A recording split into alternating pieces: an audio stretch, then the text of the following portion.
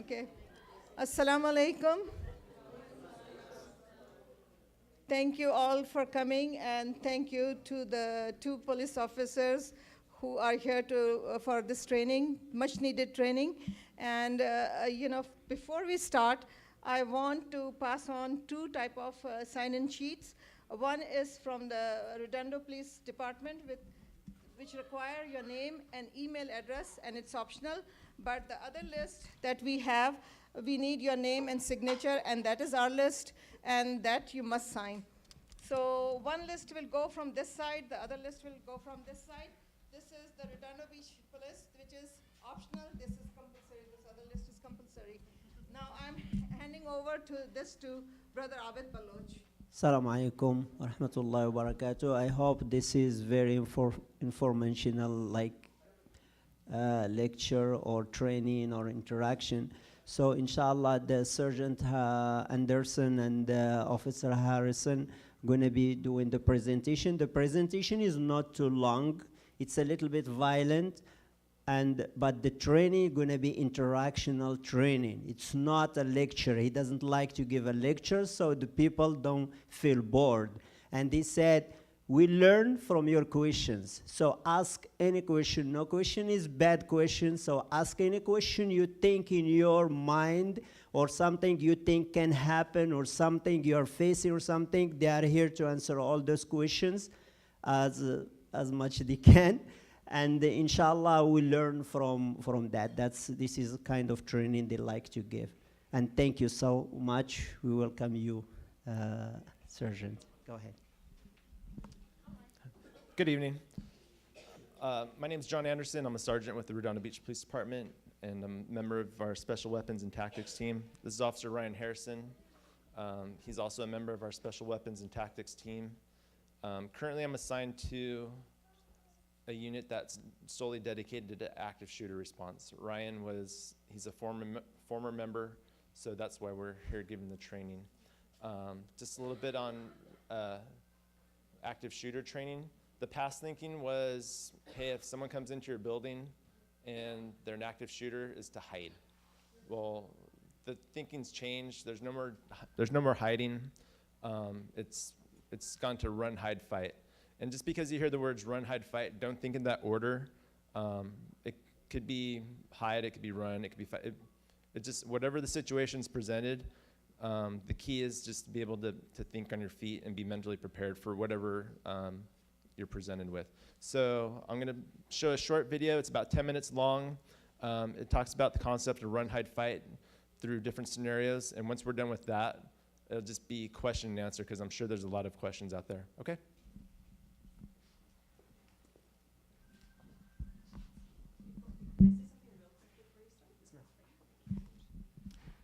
Assalamu alaikum, everyone. I was going to give a short space, but maybe we'll do that at the end. But before we show the video, I just wanted to offer, there is going to be some graphic content, and we know like emotions might be kind of high at this point. At this time for everyone. And inshallah, we'll have some time maybe at the end to kind of come together and talk about what's happened as a community. But just wanted to offer, if there's a time, if anything is that we're gonna talk about just doesn't feel right for you, or you just need to step out, please, you have permission to do so. Get some water, take a walk if you need a breather. No questions asked, please give yourself permission to make yourself okay. And inshallah, we'll talk more at the end.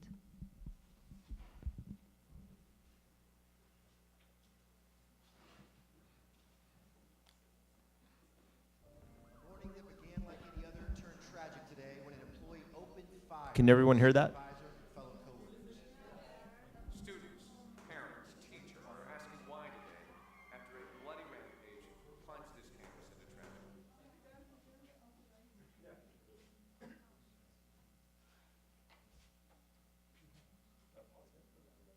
Details are just coming in, but we're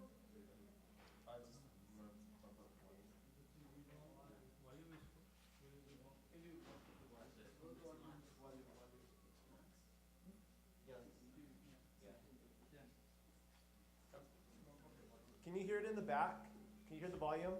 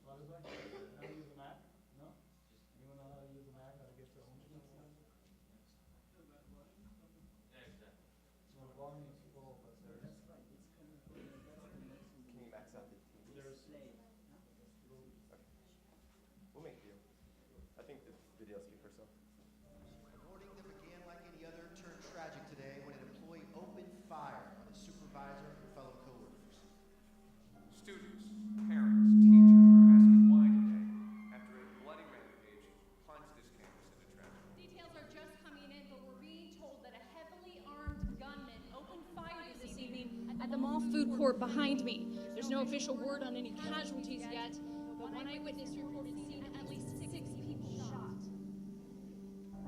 Active shooter. A gunman or gunmen killing or attempting to kill people in a confined, populated area.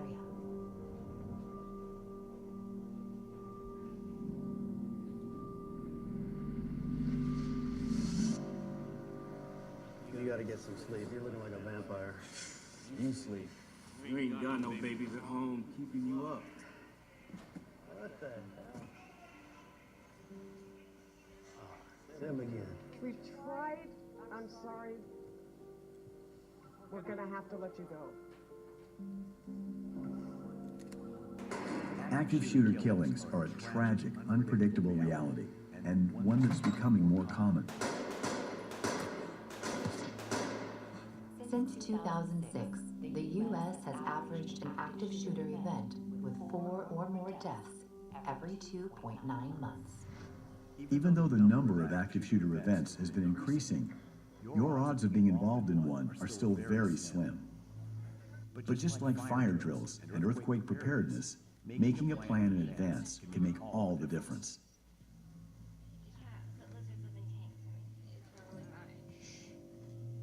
If you do find yourself in the middle of a senseless attack, the why doesn't matter. Hey, buddy. Something's happening. What matters is surviving. On average, 20 mass shootings take place in the U.S. every year. Killers usually choose their victims at random. They look for easy targets. So the harder you are to see or to hit, the safer you are.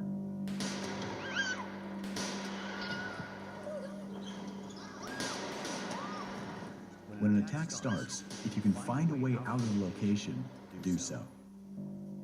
Get out. If you stay calm and think clearly, even in the middle of a life and death event, you improve your chances of making it out. Visualize your movements in advance. What are you gonna do? Look at me. I can get us out. Stay behind me. Stay here.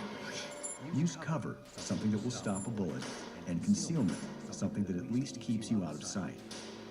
Attention South LA units, code 3 response needed regarding a 245 ESV 417. This will be at the town center shopping mall. Suspects wearing a face mask, possible body armor. Use any available means to get out, including emergency exits or windows. Most restaurants and retail locations will also have exits in the back, through kitchens or stock rooms.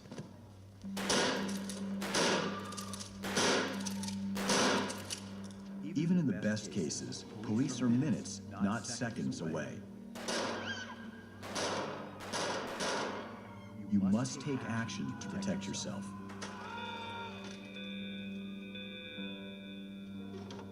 Okay. Everybody stay calm. It's probably just a drill.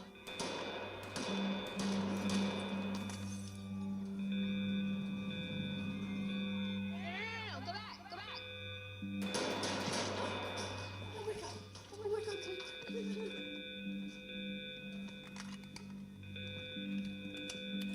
If you can help others without putting yourself in unnecessary danger, do so. What's your name? Lori. It's gonna be okay. If you can't move safely to an exit, get to a room or a confined area you can lock down. Then secure the location.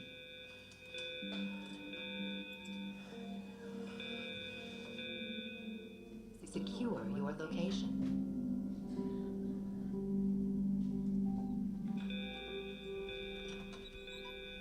Oh my God. There's somebody shooting. Everybody stay calm. Remember how we train. Everybody get in this corner, away from the windows. Get the emergency bag from my desk. Help her.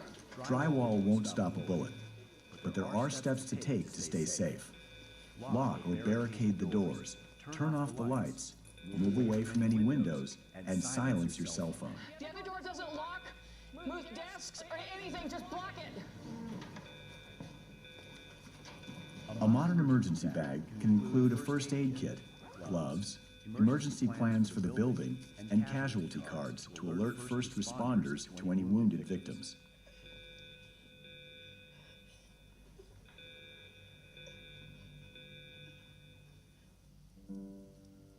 Most active shooter situations are over in 10 to 15 minutes. Attention Lakeway units, code 3 is needed at 245 GSV 417. It's going to be at Alexandria College. Multiple victims down. Law enforcement's first responsibility when entering an active shooter situation is to stop the suspect, not to render aid to the victims. Medical teams will enter the scene as soon as the suspect is no longer a threat or is confirmed in another location. Silence any cell phones and remain quiet. Do not alert the shooter to your presence.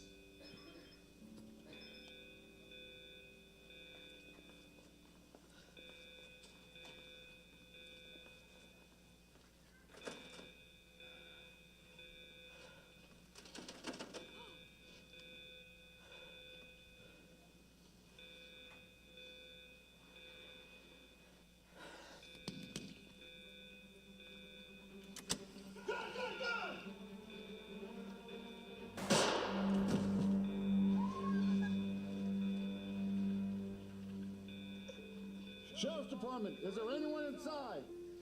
Red card.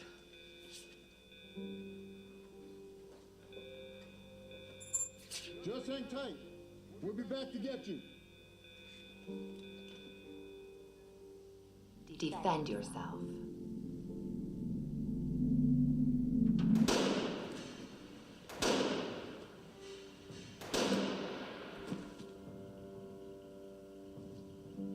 If you cannot escape the location and you can't shelter in place, you may have to defend yourself as a last resort.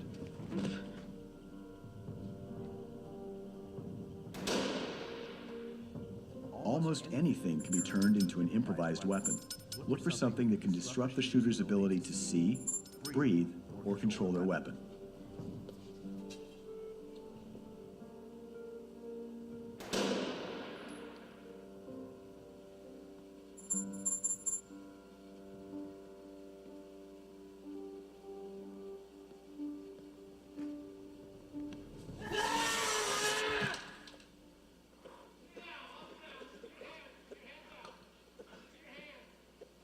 When law enforcement arrives, they are going to be in a heightened state of readiness and awareness, looking for any aggressive movements. So keep your hands visible and follow any commands you are given.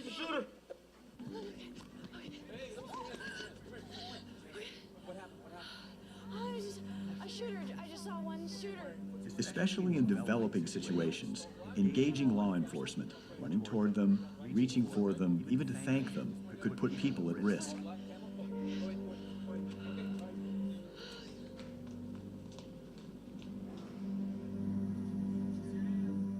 Surviving an active shooter.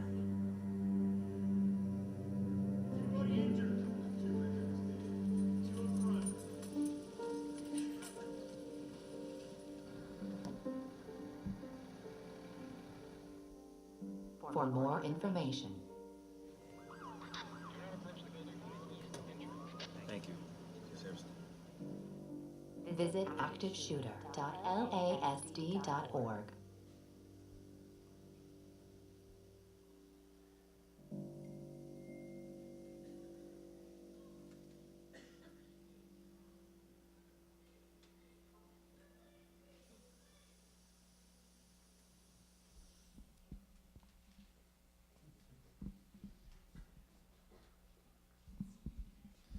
Well, that's our reality. It's unfortunate, we all know it. So just before we take the question and answers, just remember mindset, okay? It took one person yesterday to stop that guy, one person. So imagine if, multiple people had the mindset. So I always think mindset. Doesn't matter if you're here, doesn't matter if you're at home, school, work, the grocery store, just always have that mindset. So with that, questions? I think we had a list of questions. What are the red flags that we should be watching? Depends. If you're, we'll use here for instance, you're coming here and, you see somebody that just looks out of place. People think it's a silly saying, but you see something, say something. Because all of you know best, like who fits in, who doesn't fit in. So, if you see that guy that just looks weird, maybe he's dressed differently for the weather conditions, it's hot outside, and he's wearing, big bulky clothing, just anything that stands out that's going to draw your attention, even facial expressions, demeanor. But someone who's planning something, they're going to give it away. So just watch out for any little cues.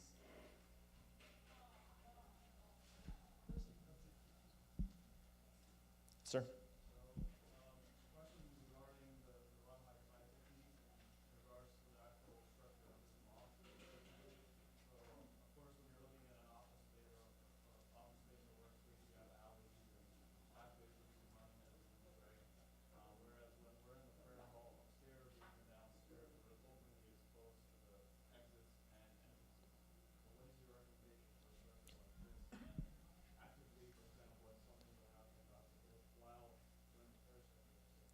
So before coming down here, we did a walkthrough, and we were looking at the setup. Your setup is actually pretty good. We gave some ideas as far as controlling ingress, meaning people coming in, but points of egress, you have a lot. So if you're in your prayer area upstairs and somebody comes in the front, I saw there's multiple doors that everyone can run out. And that's the run aspect. I don't know how many people you'll have in a prayer area at peak time, but if someone comes in and they start shooting, not everyone's going to be able to run. So if you happen to be that one particular person, you're just not in the position to run. There's nowhere to hide. You just got to think to yourself, my option is the fight, right? And the thing with an active shooter, the reason they're coming here, the reason they're going to a school, the reason they're going to the grocery store, they're going somewhere where they think nobody's going to fight. They think you're an easy target, and they want to try to inflict as much damage as they possibly can, so that's why they're coming here. And that's why I said, be that one person, and that everybody be that one person. It just takes one person to throw that active shooter off their game. Now you just took the fight to them, and you made them hesitate, and now you've got the chance. You may get hurt in trying to do something. You may get killed, but I think looking at the bigger picture, sometimes you have to make that sacrifice, because what could you possibly stop? Yes, ma'am?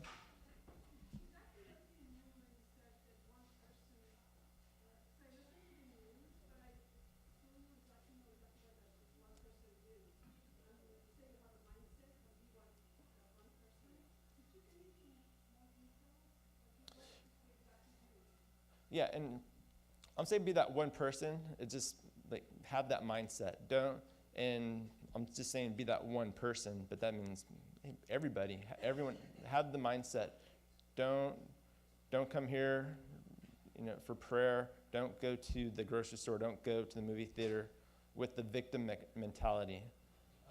You can mentally prepare for a situation like this, or an active shooter situation, or any kind of violent situation. It just takes a few seconds to run through your head. Hey, what happens if someone comes in while I'm here? And, you can't run, because say the person comes in the door right there and you start shooting, where are you going to run to? And by the time you get here, chances are you're probably going to get shot. So, are you able to hide? Say there's a door behind you. Can you go hide and lock yourself in a bathroom? But you don't have that option. So now, what do? Fight. And that's what I'm saying. Be that one person. Make that decision. Have the mindset. I'm going to protect my friends. I'm going to protect my family. I'm going to protect my children. And that's what I'm saying. Just be that one person, and it means have a mindset. And just don't be a victim. Be aware of your surroundings, and it just takes you, just one person to confront that violent person, and totally change their plan. And now everyone's going to see that he's changed his plan and he's not doing what he's here to do. And now you guys are going to overpower him, and you're going to win. And ultimately, you want to win and you want to live. Okay, sir.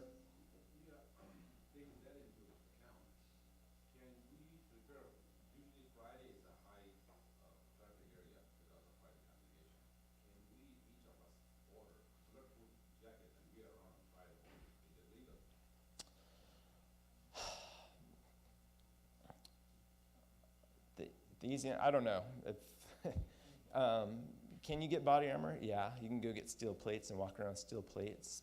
But do you want to? Should you have to? There's, I mean, that's it. Oh, I'm sorry. I thought you were referring to everyone. 3 or 4. I mean, if you guys want to take that upon yourself or contract out to a professional security company, that's totally an option. Again, like I said, we did a walkthrough, not only just the upstairs, we did a walkthrough the entire exterior. It actually looks pretty good for what you guys are doing. You got camera systems. We're talking about different door lock systems and access and things like that. So, before you need the armored bodies, there's other things that you can do to secure your locations. But yeah, there's nothing wrong with having armed security or guys with body armor.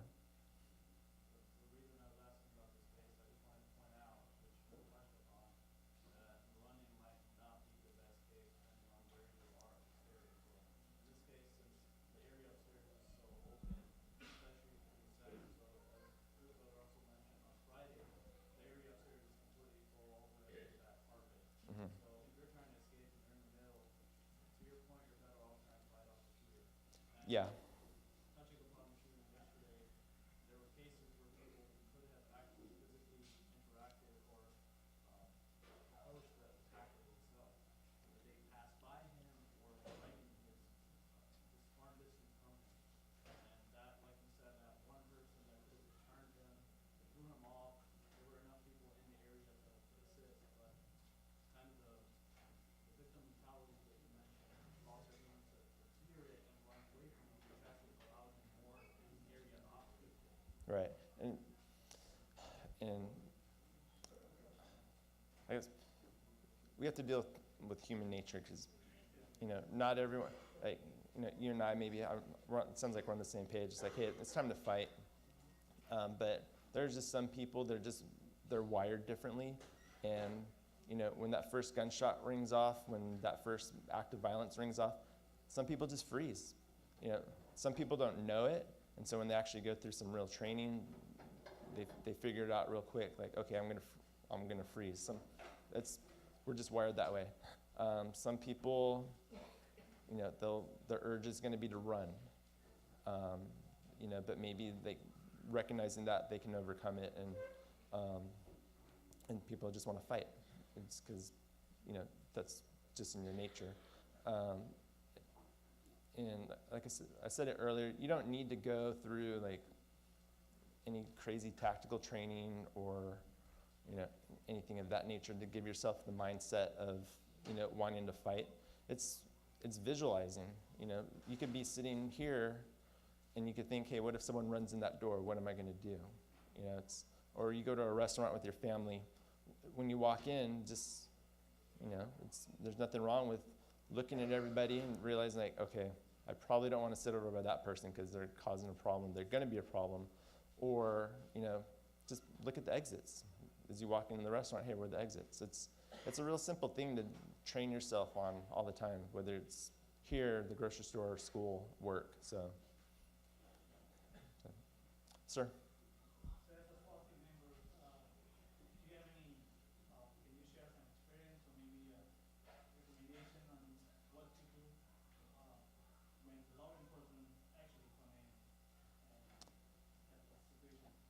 So, if something happens here or anywhere you're at, and law enforcement shows up, whether you're running or you're inside, as soon as we show up, just listen to what we're going to say because we don't know what we don't know. And if, we do this training at schools a lot, so we tell the teachers, if you're running towards us, I may know the teacher, but we still tell them, like, if I tell you put your hands up, put your hands up. If I tell you get on the ground because, first thing a teacher's going to want to do is they're going to reach into their shirt and pull out a name patch and tell them, you're probably going to get shot because we're responding to an active shooter.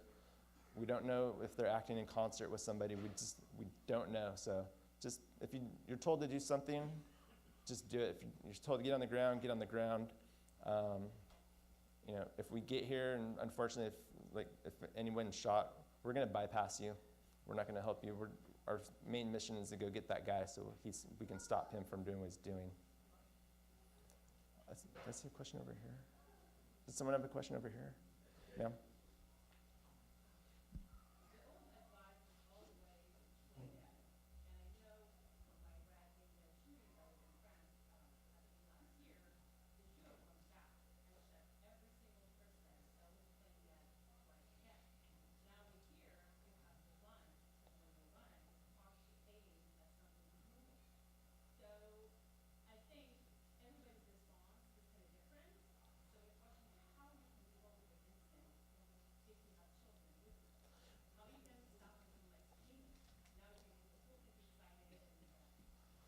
Right. So this is where the mental preparation comes in. And like I said, you don't have to be crazy about your thoughts, but just what if it, like if I'm here and I see he's shooting everybody, I'm gonna play dead.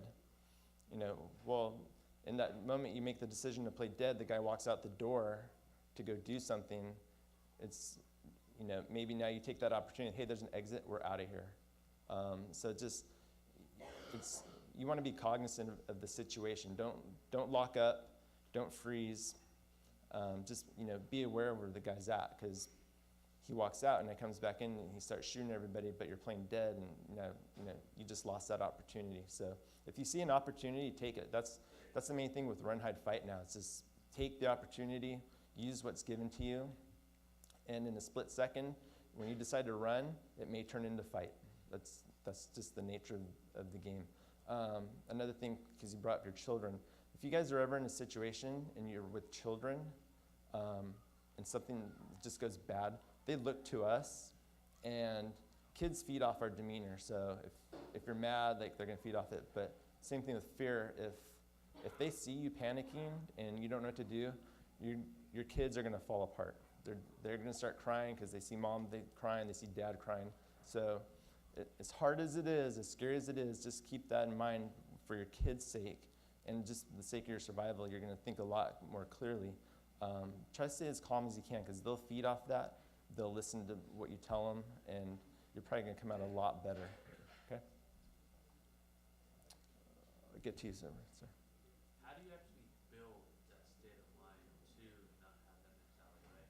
Because, you train for this and you live this day in and day out. So for you to make that switch is really easy, maybe, right? But for the majority of us, that switch is not going to be easy. So it's something that we have to prepare and train ourselves. So what advice would you give to actually develop that state of mind? So Does that make sense? it does, and obviously as police officers we have to deal with some violent situations, but the reality is we're not driving around every day getting shot at and fighting with people every single day. So a lot of it is mental preparation. So when Ryan has a trainee, they'll be driving down the street, they're stopped next to their favorite 7-Eleven at the red light, getting ready to turn in for coffee, and he's like, hey, that 7-Eleven's getting robbed, what are you gonna do right now? And and a brand new police officer, he freezes up, I don't know. And it's like, okay, now the guy just ran out with a gun, what are you gonna do? And so, it's that simple. So once if you run yourself through the scenario, just like that real quick, hey, what if the guy runs in and it takes you longer than a heartbeat to think about it? Okay, now you realize okay, if something jumps off, maybe I'm like this, and so it's just, now you start thinking about it more. Hey, what am I gonna do? And over time, you condition yourself to, deal with that fear and deal with that stress. So, hopefully it never happens, but the day that guy runs in, you've been in an active shooter situation 500 times because you've thought about it 500 times. You thought about what you're gonna do 500 times. And if he comes in there and he goes that way, you're gonna go run over there and you're gonna do whatever you can to eliminate him. So, and that's just, it's just repetitiveness. And like I said before, you don't have to be crazy about the things you're thinking or how often you're doing it, but just it could be, you walk into work, what am I gonna do? You walk into the restaurant, what am I gonna do? You walk into the grocery store, what am I gonna do so it's just simple things like that, just thinking over and like I said, over time it happens, and you'll act the way you think. So, I'll come to you, go ahead. In your community, Redondo,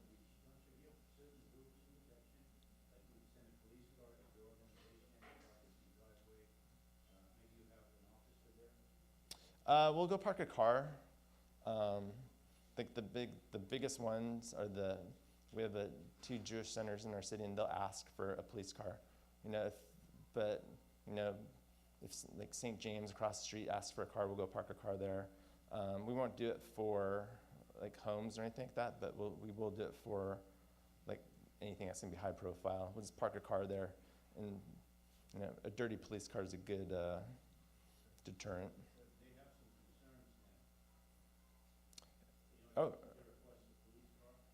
Oh yeah, there's always concern. When we get briefings, we haven't received anything, I guess, substantial to incredible, but there's always the fear, so that's why they're doing it. Yeah. Yeah, I just want to go back to the point your brother had mentioned, the building the mindset. Is there like drill for active shooters? I have seen the Toronto Police Department take 2 days with the city, like they walk many times, and they like you see people walking like they're injured and police is there. Are they like open for public some drill, like the schools do the fight drill or do the emergency drill? Yeah. But we can try to build that mindset, like we can get ourselves ready. Like he said, we never have been in such situation, but Yeah, no, we don't, like, the training, we just don't, excuse me, we don't open it up to, like, we don't do it for the civilian side. We'll do it for, the kids. Like, I think Manhattan Beach just did it. They evacuated their whole school in an active shooter drill. So they did it for the kids, but as far as, like, the adults, the only adults involved were school staff. So, we do it on that level, but as far as like getting a bunch of adults together and, hey, we're gonna do active shooter training today, we don't. As silly as it may sound, go paintballing, go airsofting, just. like here for our mosque, can we do it? We have a weekend school, Saturday and Sunday. Mm-hmm. We have staff, we have kids over at a time.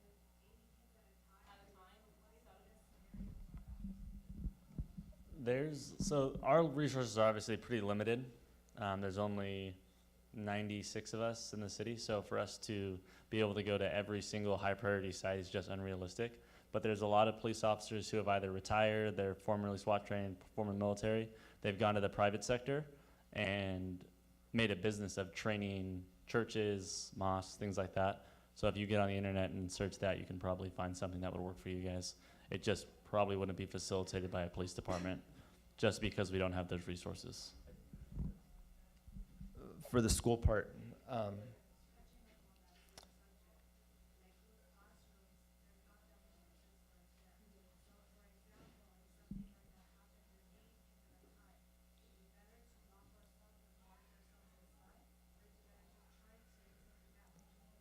right, so we all walked through the classrooms too, and so just like we tell the school teachers when we do the run, hide, fight training, it's if you get some kind of alarm or someone comes over the PA system says active shooter or you hear it, use your best judgment. If you think it's up there and you open the door and you look and it's clear and you think you can go, run. But what we tell the teachers, and they hate me for it, is you just made a plan, be prepared because your plan's gonna fail. So have a second plan. So as you're running and you realize that guy's coming down the stairs, get back in your classroom, and then be prepared for that plan to fail because you forgot to lock the door. Now he's coming in your classroom. Now what are you gonna do? So it's just, and the point of that is just always have a plan. And that's what we tell the teachers. It's, always have a plan, and then have a plan because that first one's gonna fail, your second one's gonna fail. And what we're trying to drive home with that is just think on your feet. So it's, if you gotta lock yourself in the classrooms, lock yourself in the classrooms. The classrooms are actually, I like the setup for barricading yourself in there. So it is a good spot. And before I forget, you guys, like the school, you can drill active shooter. That's something Yeah, you guys can actually drill it yourself, come up with your own protocols, and like, and the schools do it. They're trying to do it on a regular basis, just like a fire drill and everything like that.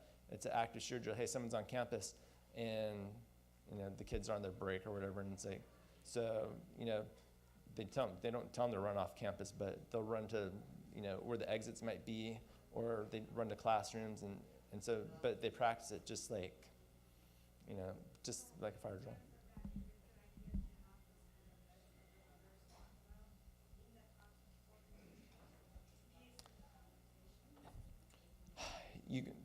That's a choice each class has to make. Like the Redondo Beach schools don't.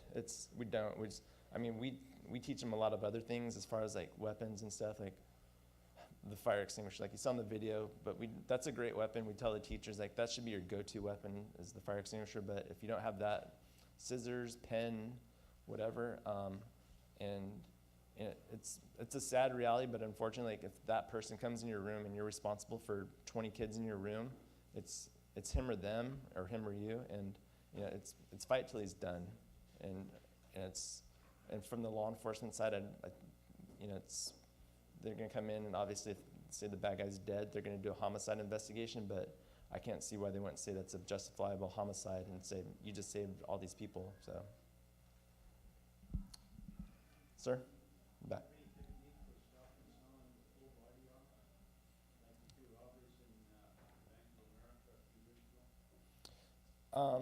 Headshot. Sir. What is the suggestion on the alertness around the building? Like you should have push button to alert police quickly, faster, or should have button to push it so the sprinkler system can turn on and confuse the active shooter or something like that? If whatever protocols that they want to come up with here, that the sky's the limit. You just want that initial security. I like the camera setup here. Like, you guys have a lot of cameras, a lot of security, and you just need eyes on that camera. So that's your first level of defense. I would say if you're going to do if someone's going to pull the fire alarm because there's an active shooter, you might want to train with it because you pull that fire alarm and you turn the lights off or the lights start flickering. And you haven't trained with it before, and you're using that to facilitate your escape, you might mess up your own people. So if you're gonna do it, train with it. That way, like when you're not doing it for the first time when it's real. Sir. What if it's like to defend yourself, right? There's all these do's and not supposed to do this, do and don't, right? So what if something happens to that child? So then you try to protect yourself, and he's gone. So is there some kind of law comes in, you should have, could have, how that? Just so I understand your question, right? Active shooter comes in here, yep. And I'm protecting myself, and I throw him something, and he's not gonna and he dies. die. It's like I was saying here. It's homicide detectives will come in. They'll do a homicide investigation, and I can't see any reason why they wouldn't say that's a justifiable homicide because you stop this evil man from, trying to kill several hundred people. And so, it's just like a police officer gets into a shooting, it's the same thing. Homicide comes in, they investigate it. It's just like a regular homicide investigation, then they make their determination. So, same thing with you.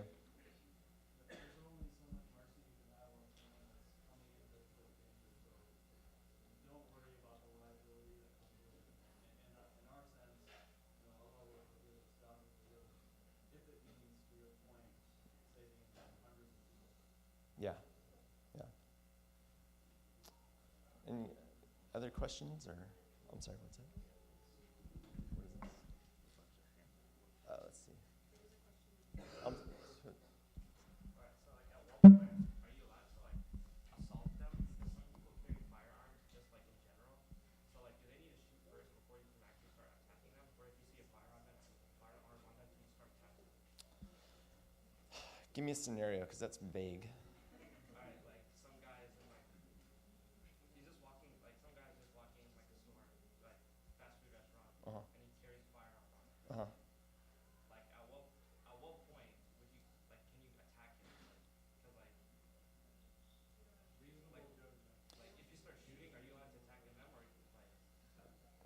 Okay, so two scenarios. If you see a guy just walking through the grocery store and you see a gun on him, call 911. Right? Keep eyes on him. Say, hey, I'm in Ralph's. This guy's got a gun, and here's his description. Just watch him. Right? He starts shooting, different story, right? Then if you're in a position, then, do something.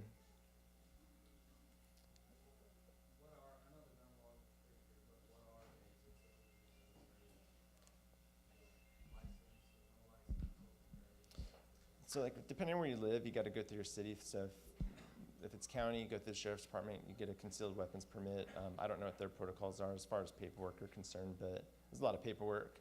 But, I mean, yeah, there's nothing saying you can't. Just as long as you got a CCW, good to go. Okay, there's some written questions here we can go through.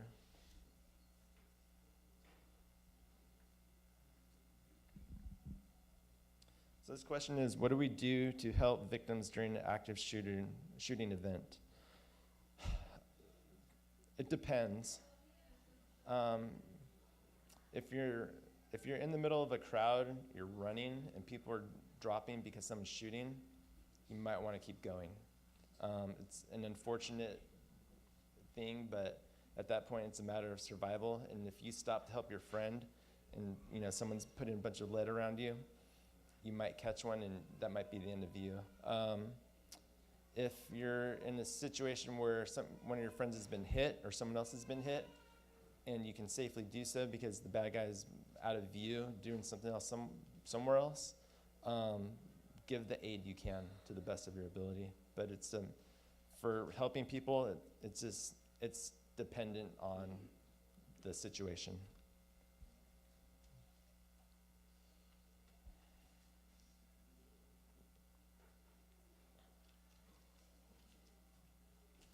This question is, what's the difference between a gang-related shooting and an active shooter event?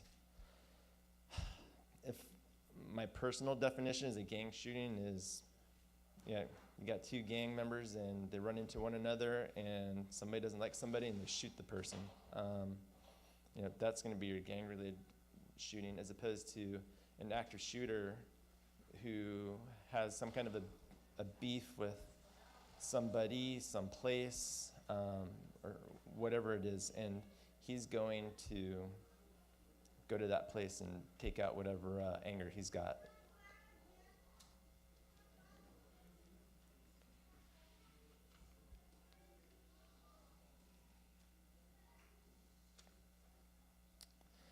This question is, do law enforcement agencies have data that supports this type of training is effective? That I cannot answer. And hopefully I never have to see that the training's used. But yeah. Anyone have anything on that? That's kind of good.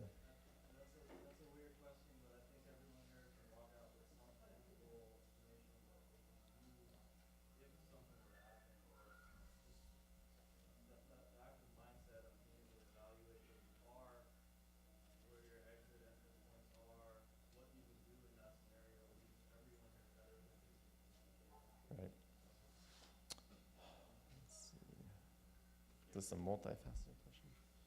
No, it's 3 different. Okay.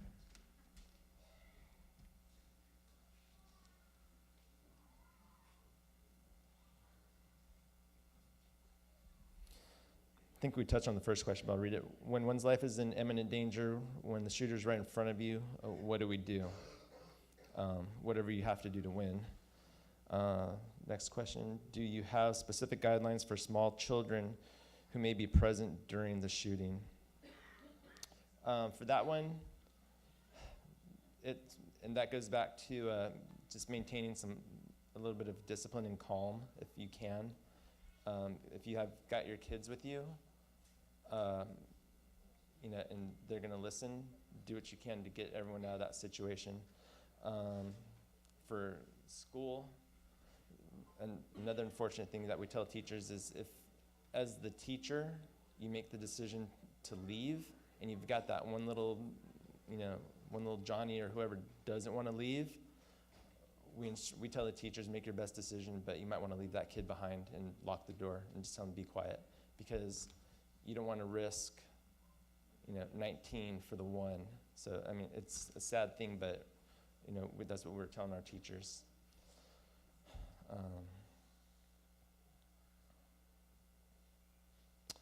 What are some questions we expect from law enforcement when we call for help?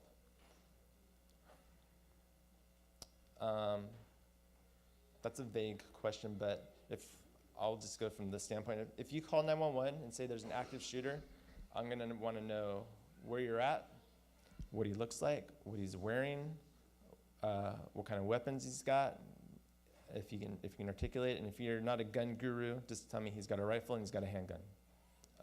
Does he have body armor? Do you see anything that could be used as an explosive? Those are the things I'm going to want to hear. But if you ever have to call 911 and you're speaking to a dispatcher, just remember they're not police officers, they're civilians, and they're going to ask some weird questions. You may not like the question, but if they ask the weird question, I can't even think of any right now, but just answer it as quickly as you can and move on, because they're just going to ask different questions.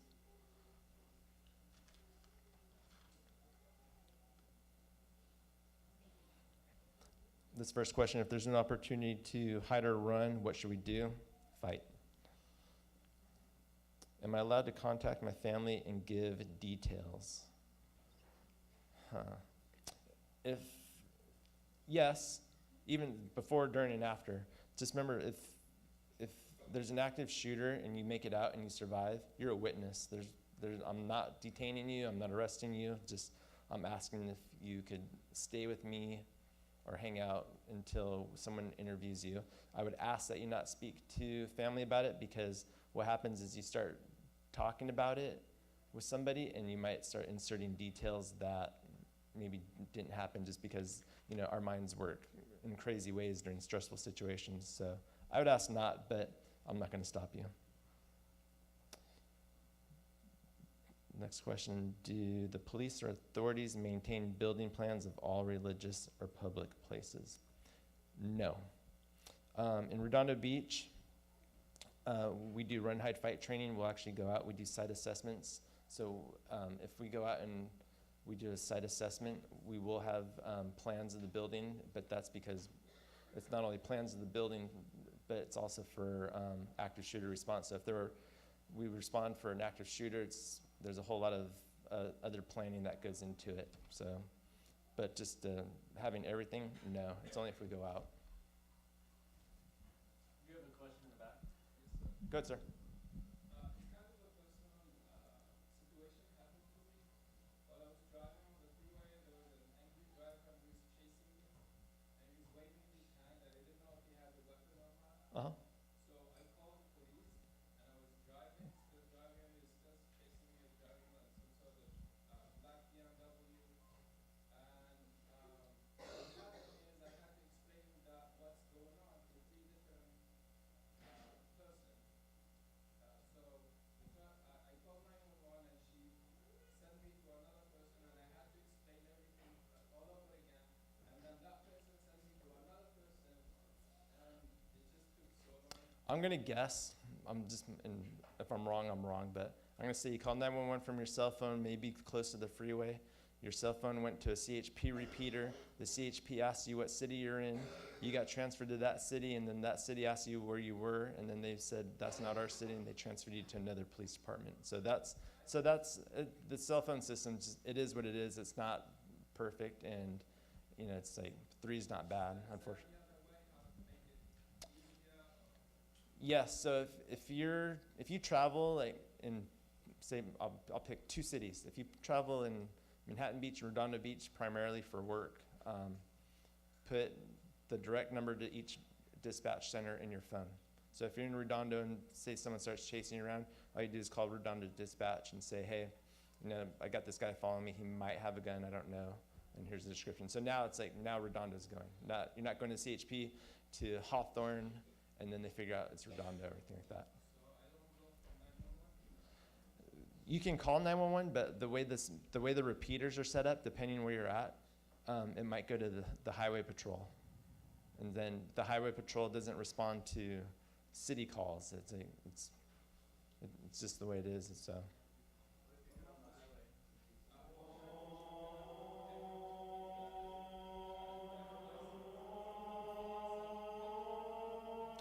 You mean weapon-wise?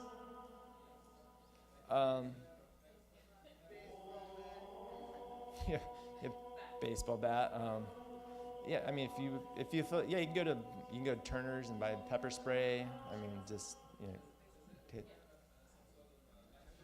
no. Just know that like if anyone's gonna buy pepper spray, you might want to try it out because when you use that stuff, it just doesn't affect the bad guy; it affects you too. So it doesn't feel too good. Someone else had a question? Or, someone was saying something after.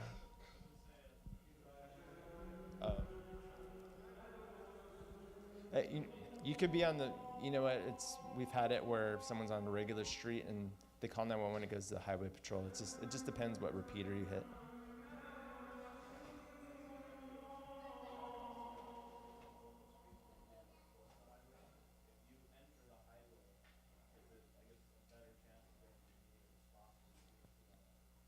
It could flip the other way Depends, also. yeah. You could be on the freeway and you're driving through Redondo Beach and we have a repeater right there off the freeway and it goes to us. Yeah, so 'cause what the sergeant was saying was, if you're in a specific area, like you're always in Redondo Beach, instead of calling the 911 line, just call Redondo Beach directly. But if you have no idea where you're at, then obviously 911 is going to be your best bet, and you're going to get bounced around a little bit possibly, or you get lucky the first time. I got time for one last question. Anybody got a good one? Is it a good one? All right, let's do it. It's a good one.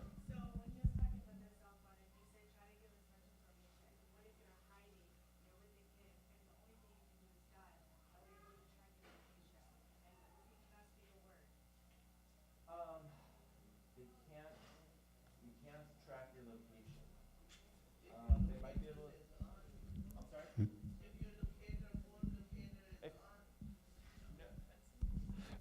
No, because we can't just track your phone like that. That's a whole like bureaucratic process. But yeah, if you call 911 and if you can just get out an address as quick as you can. If you don't see anything but you only hear, I hear one gun, right?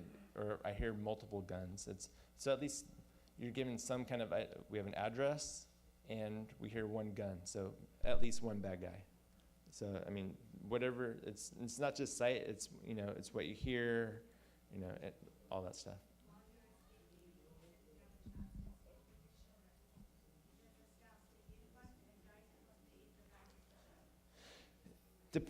Depending on how little they are these little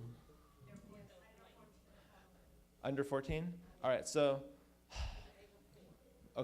like the middle schoolers, like 6, even I'd say like 5th, 6th, 7th, 8th, even 4th, they're probably gonna follow you. So just make a little daisy chain. The smaller ones, what the schools will do, they'll get like some contraption, like a rope or just something that's got loops, and they just know, hold on to the red rope because we're going somewhere. So I saw one more question. I'll take one more and then I think they're gonna take my microphone away.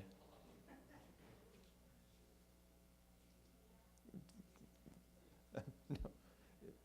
All right, go ahead. Let's pick you in the back. So if you're in a situation, you're hiding, and you can't actually call 911 because you know the other person's going to hear you, do they have like a texting system as well? Not everyone. Some might. But it doesn't hurt to try to text 911 and see what happens. Or it's like, run, hide, fight, right? If you're right there and you got to fight, you got to fight. But yeah, texting 911 technology is not, they're playing with it. So it might be there, it might not be there. So, but I'm gonna give my microphone up. We'll hang around, we'll walk around and talk to some people and we'll answer some questions like on a personal basis. Thank you so much, Sergeant Anderson, for setting for me.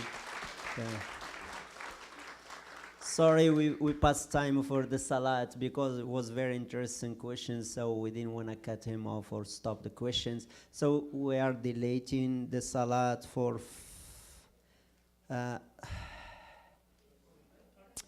okay, 8:10, another 10 minutes, say 8:40, inshallah. So we're gonna start the salat 8:40, Sister Saki. Yes, yes. Just we have 7 minutes. I think Lou has a very good idea, and everybody should listen to this idea. He said that if we can order very light material, low cost, long bills, bulletproof, and have about 40, 50 around his budget, and think about it, if in case of active shooter, people are wearing it.